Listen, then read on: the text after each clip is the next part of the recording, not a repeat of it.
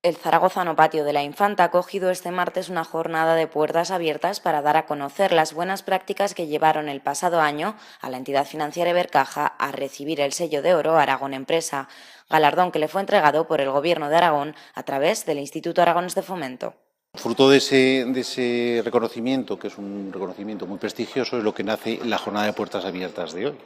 ¿vale? En la cual vamos a hablar, bueno, pues de soluciones ágiles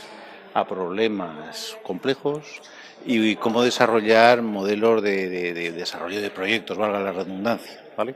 Nuestro compromiso por la excelencia en la calidad de atención al cliente, pues yo creo que todos es conocido, ¿no? Que Ibercaja llevamos muchos años apostando por esto, algo diremos en la presentación, pero al fin y al cabo, bueno, nosotros nos gusta hablar con hechos y dos pruebas de ello es de que nos hemos renovado recientemente el sello FQM 500 puntos a la excelencia de la gestión y además de eso somos patronos en la Asociación Española de Calidad.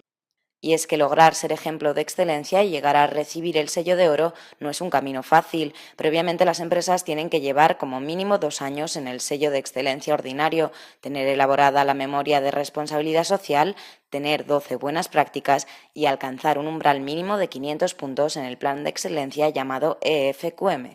En estas jornadas de puertas abiertas, esta es la segunda que hacemos, las empresas se han comprometido a compartir abiertamente las experiencias que les acreditaron para conseguir el sello de oro, las buenas prácticas, porque así ese acto de compartir sirve de estímulo para que cada vez más empresas quieran asumir un reto muy importante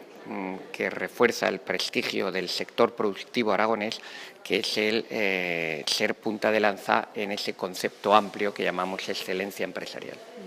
Los encargados de exponer esas buenas prácticas de Ibercaja han sido su jefe de innovación y experiencia de cliente, Nacho Torre, quien ha hablado de design thinking para abordar retos complejos con soluciones creativas, y su jefe de proyectos de innovación, Víctor Rollo, quien ha desvelado las metodologías ágiles de desarrollo de proyectos y gestión del día a día, como pueden ser Scrum o Kanban.